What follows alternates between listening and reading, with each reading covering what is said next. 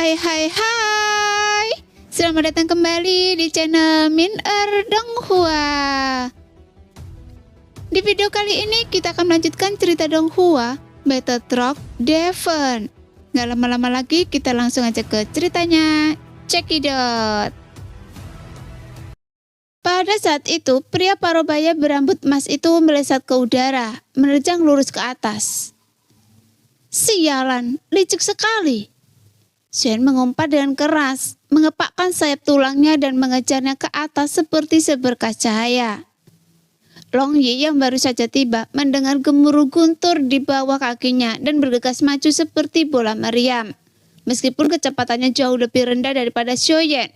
Setelah nyaris lolos dari pengepungan, pria parubaya berambut emas itu menghembuskan nafas, memutar tubuhnya dan melesat menuju lubang cacing bagaikan meteor. Orang ini hanya sedikit lebih lambat dari saya.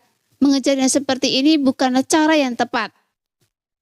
Melihat pria parubaya berambut emas itu hendak lolos dari pengejarannya, Xiaoyan dengan paksa menghentikan jarinya dan mengayunkan penguasa abadi api surgawi ke atas. Kemudian melepaskan penguasa tanpa bayangan 1000 kaki. Tapi dia tidak lagi mengincar kekuatan gabungan 888 kaki. Melainkan melepaskan bayangan penguasa sebanyak mungkin. Segera bayangan penguasa yang melonjak menembus bagaikan kilat, saling bersilangan dan memenuhi langit dalam sekejap. Long Yi tiba, mengikutinya melepaskan bayangan tombak, sehingga pria parubaya berambut emas itu berhenti sejenak.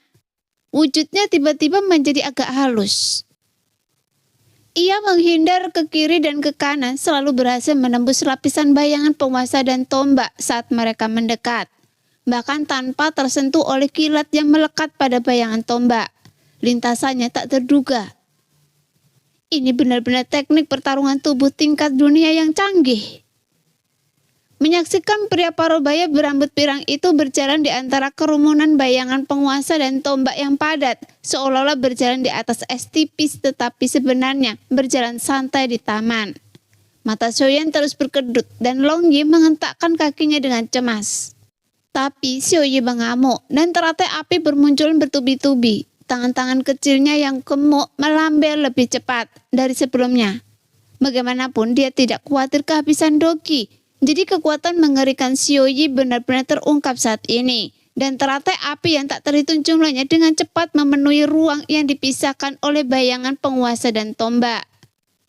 Jika bayangan penguasa Xiaoyan dan bayangan tombak Long Yi hanyalah jaring, maka penambahan teratai api Xiaoyi telah mengubah mereka menjadi sangkar langit dan bumi yang tak tertembus. Tapi ini baru permulaan. Bersamaan, Xiaoyan, Long Yi, dan Xiaoyi mengaktifkan bayangan penguasa, bayangan tombak, dan teratai api yang terpancar dari doki dan teratai api yang meledak bersamaan di udara. Api berkobar, doki melonjak, kekuatan gabungan ketiga kekuatan ini jauh melampaui penjumlahan 1 tambah 2. Kobaran api yang menyilaukan membumbung tinggi di atas mereka. Gelombang mengejutnya yang sangat dahsyat memaksa Xiaoyan dan dua lainnya menghindar ratusan kaki sebelum mereka bisa mendapatkan kembali keseimbangan mereka. Sekarang ketiganya dipenuhi kejutan sekaligus kegembiraan yang tak pernah membayangkannya. Bahwa gerakan cepat dan tak disengaja mereka bisa memiliki kekuatan yang begitu mencengangkan, seperti sebuah langkah jenius. Tampaknya Jinlo akan celaka. Sehingga 6 pasang mata menatap tajam ke tengah api. Sesaat kemudian api meredup, turbulensi di angkasa mereda dan sesosok hitam samar terlihat.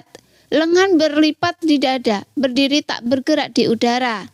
Tidak jelas apakah ia hidup atau mati.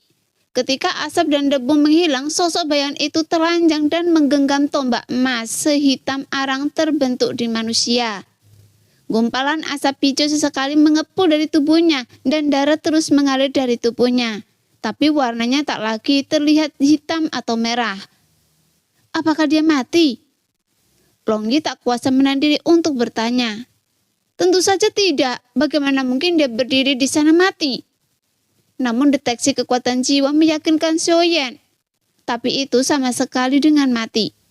Sialan, dia tidak mati bahkan dengan ini. Long Yi mengangkat tombaknya dan hendak menyerang, tapi Xiaoyan menahan Long Yi dan berkata, Meskipun dia musuh, dia pantas dihormati. Kemampuan bertarungnya langka bagi saya. Kekuatan tempurnya mungkin termasuk yang terbaik di antara petarung bintang 6 puncak. Dia juga tegas dalam tindakannya. Jika bukan karena Xiuji, saya khawatir kita tidak akan bisa mengalahkannya.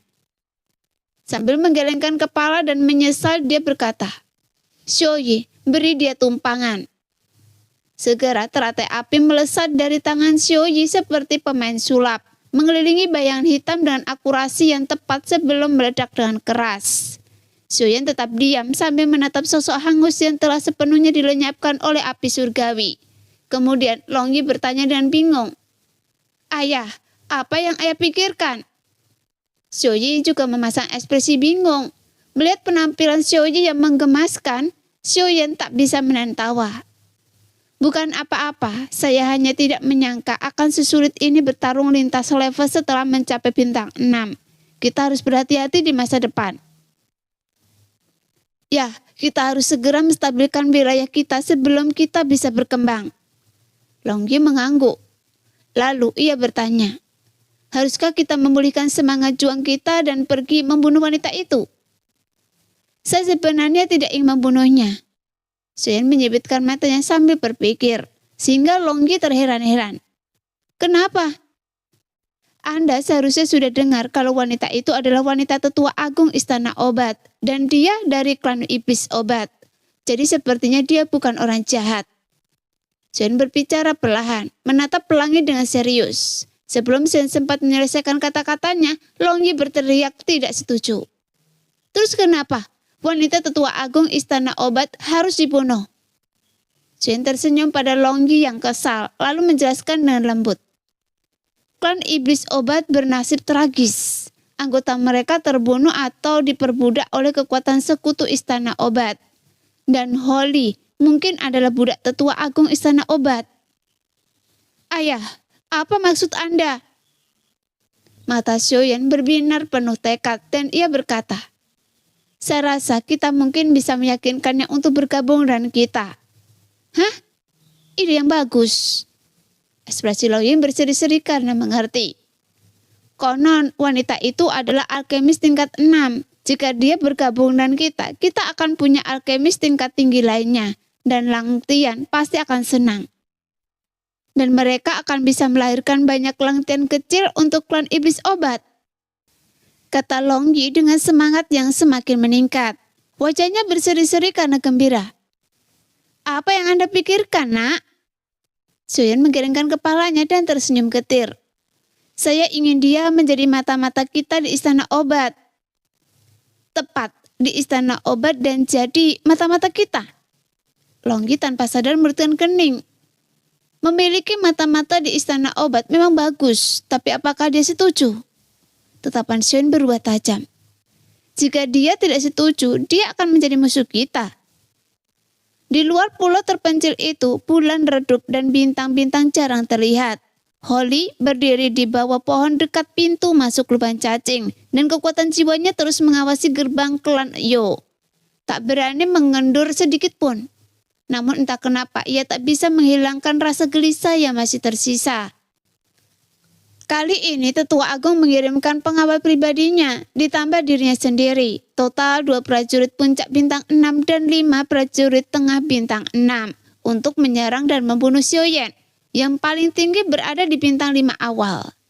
Itu adalah barisan yang sangat kuat dan dia pikir itu akan mudah. Namun bahkan sebelum ia melihat Xiuyan, keempat prajurit tengah bintang 6 itu sudah mati. Jika bukan karena perawatan kapten pengawal pribadi, ia pasti juga akan binasa. Jadi Holly bergidik memikirkan hal ini, menatap kosong ke arah pintu masuk lubang cacing, berdoa agar tidak terjadi apa-apa pada 2 bintang 6 puncak itu. Tepat saat itu ada suara dengungan, seperti gemuruh udara di pintu masuk lubang cacing yang terdengar. Sehingga telinga Holly sedikit berkedut dan tatapannya yang penuh harap saat ia menatap pintu masuk lubang cacing. Pada saat ini kilatan cahaya berputar di sekitar pintu masuk lubang cacing dan 2 sosok samar perlahan-lahan memadat di dalamnya. Yang membuat pupil mata Holly tiba-tiba mengerut dan bibir merahnya terbuka saat ia bersiap untuk melarikan diri. Anda pikir Anda bisa lolos? Di tengah kata-kata dingin itu, sesosok hitam dan sesosok emas muncul di depan dan belakang Holly, yang membuat Holly mengatupkan bibirnya rapat-rapat. Matanya dipenuhi ketakutan, tetapi ia tidak berbicara atau bergerak. Dia tahu bahwa fakta kedua orang asing ini bisa keluar dari lubang cacing berarti bahwa orang tertua dan kedua pengawal tetua agung tidak akan pernah bisa keluar lagi. Meskipun fluktuasi semangat juang mereka tidak lebih kuat darinya, tapi dia tahu betul di dalam hatinya bahwa ia tidak bisa melawan seseorang yang bisa membunuh 2 orang di level puncak bintang 6. Jangan berjuang sia-sia jika Anda orang pintar. Wajah Sion sedikit kabur di malam hari. Saya suka berurusan dengan orang pintar. Siapa kalian? Nada suara Holly dingin tetapi sedikit gemetar. Bukankah kalian menunggu saya keluar dari klan obat? Nada suara Sioyen sangat lembut. Namun suara lembut ini tak kurang dari sambaran petir di telinga Holly. Apakah Anda Sioyen? Holly tak dapat menahan diri untuk tidak bertanya. Karena fluktuasi Doki tahap awal bintang 6 membuatnya berpikir Sioyen sedang menggodanya. Mustahil. Sioyen paling-paling hanya tahap awal bintang 5 dan Anda jelas-jelas tahap awal bintang 6. Tidak ada yang mustahil. Sioyen tersenyum tipis, mengelurkan tangannya. Secercah api menyala di ujung jarinya, menyinari wajahnya dan sedikit menghilangkan dinginnya malam. Tetapi itu justru membuat hati Holly semakin dingin. Bagaimanapun, Holly tidak mengerti bagaimana Sioyen tiba-tiba mencapai tahap awal bintang 6. Dia baru masuki gua darah pembantaian 300 tahun yang lalu, dan ini tidak mungkin palsu. Lebih jauh lagi, bagaimana mungkin Sioyen dan orang di belakangnya yang fluktuasi dokinya berada di tahap tengah bintang 6 telah membunuh 2 orang di puncak bintang 6. Dengan pemikiran ini, dia tak bisa menahan diri untuk melirik pintu masuk lubang cacing itu lagi. Berharap pria itu telah menyelinap keluar diam-diam, tetapi ketenangan mereka membuatnya menyadari bahwa itu hanyalah angan-angan, sehingga pikirannya kacau balau. Namun sekarang dia tak punya waktu lagi untuk merenungkan fakta-fakta yang telah menjungkir balikkan pemahamannya. Ia sangat ingin tahu mengapa Sioyen tidak langsung membunuhnya. Jadi nafasnya menjadi cepat dan gelisah. Jadi, apa yang Anda inginkan sekarang? Tanpa menjawab Holly, Sioyen bertanya. Namamu Holly, apakah Anda dari klan iblis obat? Holly bergidik. Matanya yang berbentuk almond melebar. Bagaimana Anda tahu? Saya tak sengaja mendengar percakapan rekan-rekan Anda. Jawab Sioyen terus terang, lalu melanjutkan seolah bergumam pada diri sendiri. Klan iblis obat memiliki bakat alkimia yang luar biasa. Namun justru karena itulah mereka menjadi incaran perhatian yang didambakan oleh faksi-faksi kuat.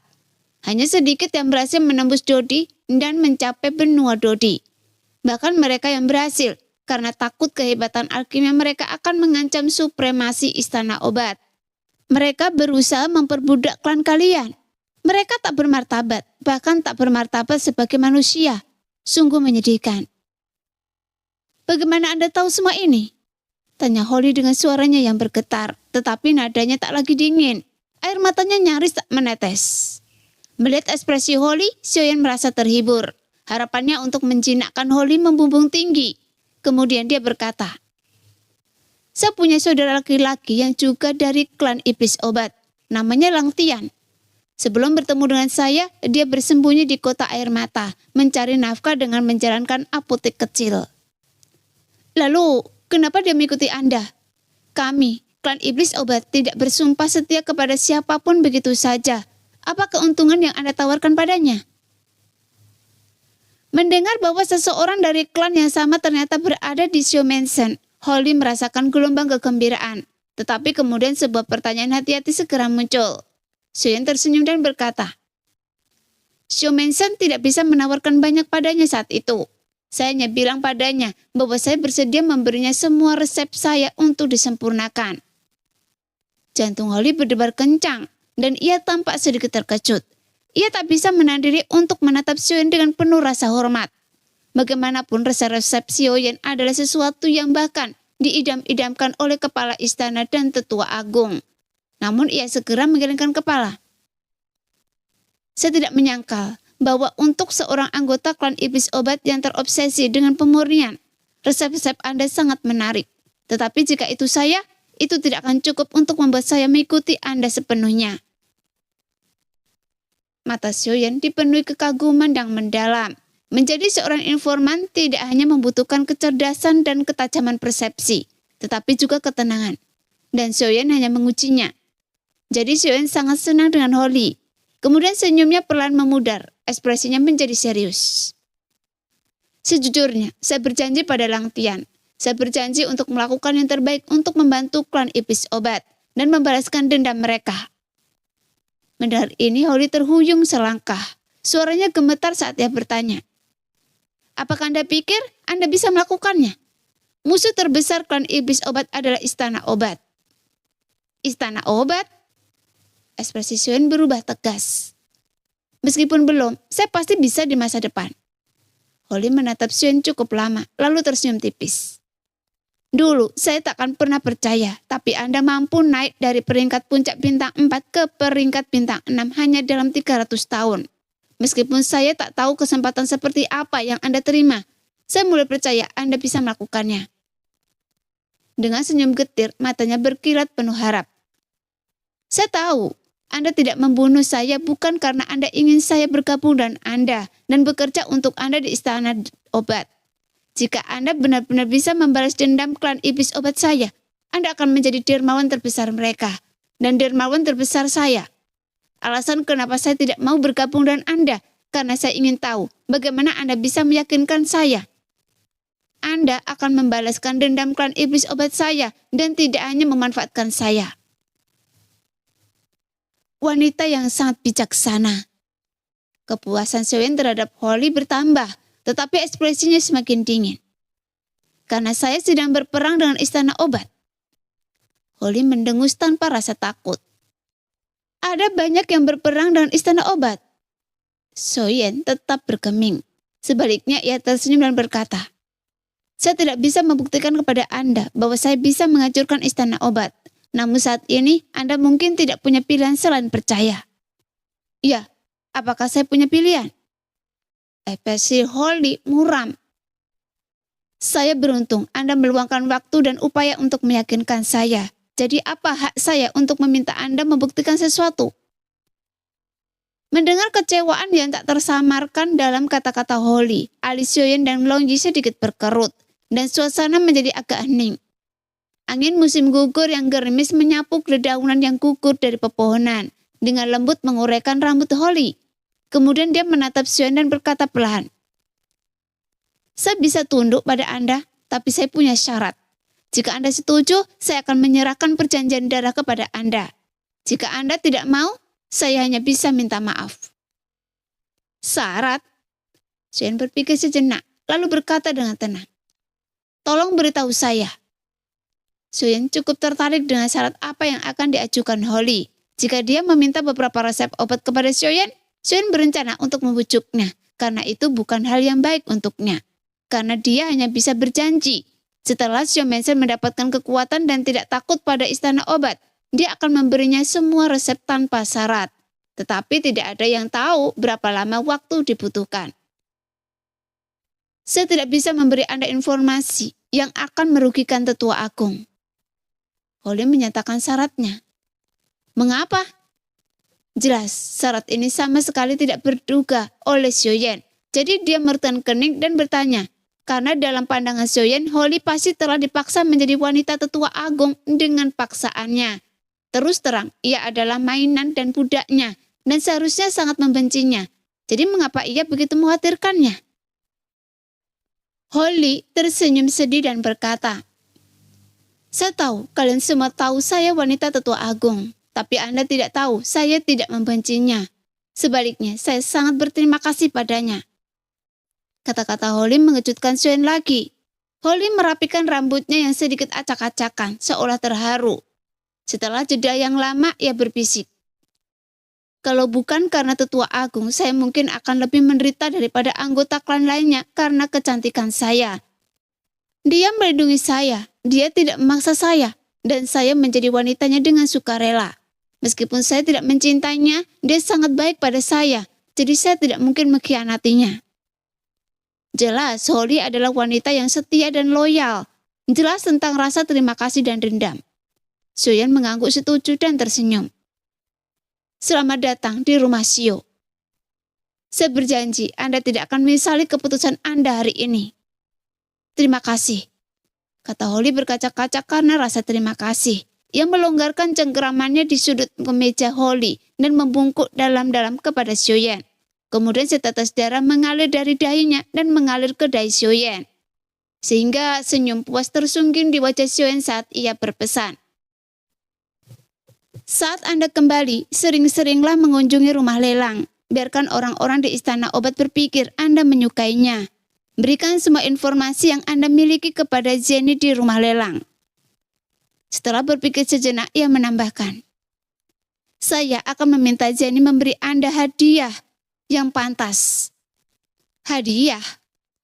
Kilatan melintas di mata Holly dan tanpa sadar ia menjadi pendiam. Hadiah macam apa yang membutuhkan hadiah yang pantas? Xiaoyan tersenyum dan berkata, ini bukan sesuatu yang mahal, hanya pil peremajaan. Pil peremajaan? Ya Tuhan, pil peremajaan? Anda bilang pil peremajaan? Holly tiba-tiba tersadar dari suasana hatinya yang masih agak tertekan. Apa saya tidak salah dengar?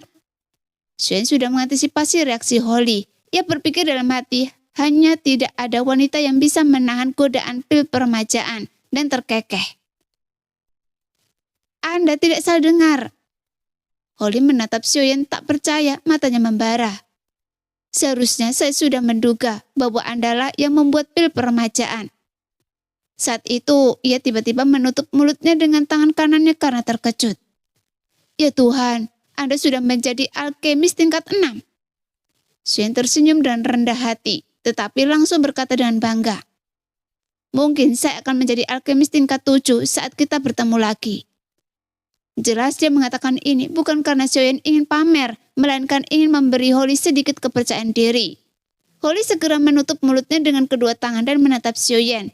Tidak tahu bagaimana mengungkapkan keterkejutannya. Dari tingkat 6 hingga tingkat 7, banyak alkemis yang tak terhitung jumlahnya tidak pernah bisa mencapainya seumur hidup mereka. Bukan karena mereka tidak punya cukup uang untuk membeli ramuan untuk peningkatan, tetapi karena mereka tidak bisa menembusnya tanpa kekuatan jiwa tingkat niat menengah. Dan mencapai kekuatan jiwa tingkat niat menengah itu luar biasa sulit. Tapi pria di depannya berbicara tentang merobos ke alkemis tingkat 7 seolah-olah itu lelucon. Jadi dia tak kuasa menahan diri untuk bertanya dengan rasa ingin tahu. Apakah kekuatan jiwa Anda sudah mencapai tahap tengah tingkat niat? Xiaoyan mengangguk. Holly tersenyum getir, menurunkan tangannya dan bercanda. Kalau saya tidak kotor, saya pasti sudah memohon pada Anda untuk menjadi wanita Anda. Wajah Xiaoyan memerah, sehingga Holly mencibir. Lihat betapa takutnya Anda. Lalu ia berkata dengan serius. Pil peremajaan itu sangat mahal, saya tak mampu membelinya. Semurah apapun hadiah Anda, itu mungkin akan mengungkap hubungan kita. Atau tunggu sampai Xiao Mensen menjadi lebih kuat dan saya resmi kembali ke Xiao Mensen sebelum memberikannya kepada saya. Tapi Anda harus berjanji untuk meninggalkan satu untuk saya. Sungguh wanita yang luar biasa. Ia tetap tenang di bawah godaan yang begitu besar. Memikirkan hal ini, Xiaoyan merasa seperti benar-benar menemukan harta karun. Jadi dia mengangguk dan sungguh-sungguh dan bertanya. Sudahkah Anda memikirkan apa yang Anda katakan saat kita kembali? Setelah berpikir sejenak, Holly berkata dengan percaya diri. Laporkan hal-hal mendasar dengan jujur. Saya bertemu dengan Anda di sini, terluka, muncul dari lubang cacing dan hanya berhasil lolos dengan nyawa saya. Dengan tanda pertempuran sebagai bukti. Mereka pasti akan percaya. Lumayan, 9 benar dan 1 salah. Xiaoyan mengangguk, lalu berkata dengan nada meminta maaf. Tapi akan lebih baik jika Anda sedikit terluka. Tentu saja, asal jangan pukul saya terlalu keras dan bunuh saya. Holly tersenyum tipis, menatap Xiaoyan sejenak, seolah mengagumi dan bersyukur, kemudian dia berkata, Saya semakin yakin Anda akan mampu membalaskan dendam klan iblis obat saya. Kemudian ia berbalik dan hendak melarikan diri. Sioyen memukul punggung Holly dengan penggaris, sehingga seteguk darah meninggalkan noda di tanah, dan sosok Holly perlahan menghilang di kejauhan. Pembohong kecil itu kembali! Pembohong kecil itu kembali! Saat Sioyen dan Long Yi baru saja mendarat di halaman Xiao Mansion, suara King Mu'er yang jernih dan merdu bergema di seluruh kediaman. Sioyen melihat ke arah suara itu. King Mu'er mengenakan gaun merah, berdiri di tengah lingkaran bunga kerisan dalam pot, dengan penuh semangat memanggil-manggil ke sekeliling. Setelah mendekat, nada suara Sioyen diwarnai kepasrahan. Masih memanggil saya pembohong kecil? Saya suka sekali memanggil Anda pembohong kecil. Saya akan selalu memanggil Anda pembohong kecil. Apa itu tidak apa-apa? King Mu'er berdiri di sana dengan cemberut. Matanya berair saat ia memperhatikan Sioyen mendekat selangkah demi selangkah. Gerakan genit ini bahkan lebih menawan daripada kesadaran senyuman. Sehingga jantung Sioyen berdebar kencang. Matanya kabur. Ia berkata dengan lembut. Selama Mu'er suka, Anda boleh memanggil saya apa saja. Long Yi menatap langit seolah-olah ada sesuatu di langit yang memikatnya. Pada saat ini aula Xiao Mansion menyala dengan cahaya dan seruan kaget terus terdengar. Untungnya Mu'er memanggil saya ke sini. Kalau tidak, saya pasti tidak akan mendengar Anda menggambarkan pertempuran yang begitu spektakuler. Setelah mendengarkan serangan istana obat kepada Sioyen, King Horan tersenyum kagum. Namun Sioyen ketakutan. Ia membanting kesadaran tangannya. 2 bintang 6 tingkat puncak ditambah 5 bintang 6 tingkat menengah. Sial, istana obat begitu kejam. Jika Sioyen tidak memiliki plakat perak itu, mereka pasti sudah berhasil. Jenny buru-buru menghiburnya. Kakek, bagaimana mungkin mereka bisa melakukannya dengan mudah? Tuan muda Xiao paling-paling hanya bisa menghindari mereka, tapi dia masih bisa melarikan diri. Benarkan Kaisar Iblis? King Horan terkekeh dan mengangguk. Saya percaya padanya. Selama dia siap, tak seorang pun di bawah level bintang 7 yang bisa menangkapnya. Xiao tetap khawatir. Jika mereka gagal kali ini, mereka mungkin akan mengirim bintang 7 lain kali. Kemudian menoleh ke Xiaoyan dan berkata, Dengar nak, tetaplah di rumah dan jangan pergi kemanapun sampai Anda menyerap inti sihir dan mencapai bintang 7. Ini, Xiaoyan tak kuasa menahan senyum getir. Leluhur, doki saya sangat tidak stabil saat ini, jadi beraninya saya meningkatkannya. Tidak stabil. Kalau tidak stabil, suruh saja Xiao Zhan dan Long Yi untuk bertarung dengan Anda setiap hari. Xiao mengabaikan alasan Xiaoyan. Kalau mereka berdua belum cukup, tambahkan saja Yi Ying, Nan Erming, dan Mu'er. Saya rasa bertarung dengan Anda setiap hari bersama mereka berlima akan menstabilkan doki Anda. Ini, Xiaoyan tahu bahwa selain Zenny dan King Horan, tak seorang pun di sini berani melawan keinginan Xiaoyo. Jadi ia meminta bantuan mereka. Tapi Zenny juga menatap King Horan. Tapi King Horan menggelengkan kepala dan tersenyum. Jelas dia tahu Zenny tak ingin mengatakan ini. Lagi pula ia akan menikah dengan Xiaoyan suatu hari nanti. Jadi bagaimana mungkin dia memanfaatkan statusnya sebagai putri sulung untuk menekan Xiaoyo. Setelah berpikir sejenak, dia tersenyum pada Xiaoyo. Resepnya, kuali suci, duka kehilangan seorang putra. Jika saya kepala istana obat, saya juga akan bersikap kejam kepada saudara saya. Tapi saya tidak pernah menyangka bahwa istana obat akan mengirimkan pasukan sekuat itu. Melihat Xiaoyan yang hendak berbicara, King Horan melanjutkan dengan tenang. Namun, menurut saya, istana obat tidak akan pernah curiga bahwa Xiaoyan membunuh orang-orang itu. Mereka pasti akan berpikir bahwa Xiaoyan meminta bantuan. Selama mereka masih percaya Xiaoyan berada di tahap awal alam bintang 5, mustahil mereka akan mengirim bintang 7. Lagi pula, bukankah saudara saya baru saja menempatkan mata-mata di istana obat? Selama kita tahu tentang para pembunuh istana obat, apa yang perlu ditakutkan? Ketua klan, jika dia tinggal di rumah dan menghindari risiko, Xiaoyan tidak akan pernah menjadi orang kuat sejati dan mencapai puncak alam Dodi. Yani menimpali. Memang, saya pikir langkah istana obat selanjutnya pasti bukan mengirim pembunuh bayaran yang lebih kuat, melainkan memperkuat pengawasan terhadap keberadaan Tuan Muda Xiao. Pada titik ini, Jenny melirik Xiaoyan dengan kagum. Saya rasa para pembunuh dari aliansi bayangan dan istana obat bukanlah masalah besar. Tuan Muda Xiao, keuntungan sebenarnya adalah menaklukkan wanita bernama Holly. Bagus sekali. Mulai sekarang istana obat tidak akan menyimpan banyak rahasia dari rumah Xiao. Ya, benar-benar brilian. Lei Salong bertepuk tangan memuji. Tuan Muda Xiao, bagaimana Anda bisa tetap tenang dan menemukan ide ini? Xiaoyan menggaruk kepalanya dan malu lalu terkekeh. Bukankah Anda bilang ingin mendirikan badan intelijen? Saya pikir saya harus punya mata-mata di istana obat. Lagi pula kalau kesepakatannya tidak berjalan lancar, saya bisa saja membunuh mereka. Kesepakatan tanpa biaya? Lei Salong tertawa. Tuan Muda Xiao, Anda jauh lebih haus keuntungan daripada saya. Longyi bergumam. Siapa bilang ini gratis? Ayah menjanjikannya pil peremajaan dan itu mahal sekali. Semua orang tertawa serempak. Kemudian Xiaoyan berkata dengan sungguh-sungguh. Setelah perjalanan ini, saya semakin merasakan pentingnya intelijen.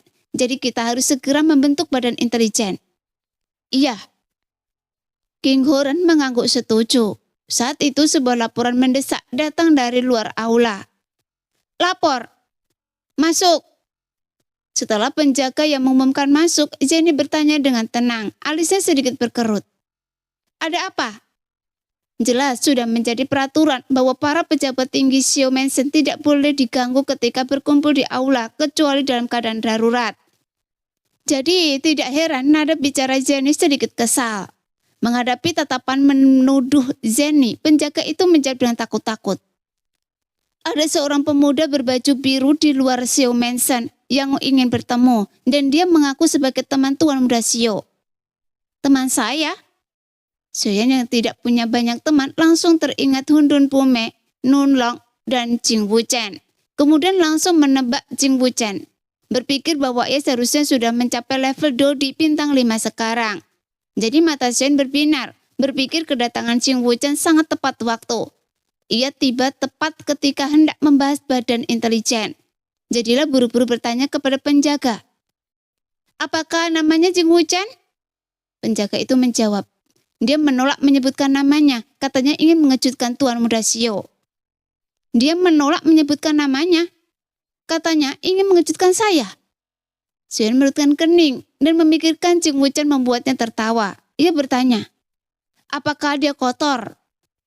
Kotor? Tidak. Dia sangat tampan, cukup tampan untuk dianggap cantik, dengan sikap elegan dan aura berwibawa dalam setiap gerakannya.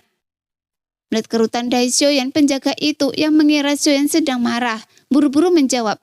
Xiaoyan tampak bingung. Tampan, anggun, dengan aura berwibawa dalam setiap gerak-geriknya. Kapan saya punya teman seperti itu? Kita akan tahu kalau kita keluar dan melihatnya. King Mu'er cukup penasaran dengan pria yang mengaku sebagai teman Xiaoyan. Namun Xiaoyan tidak bisa mengingatnya.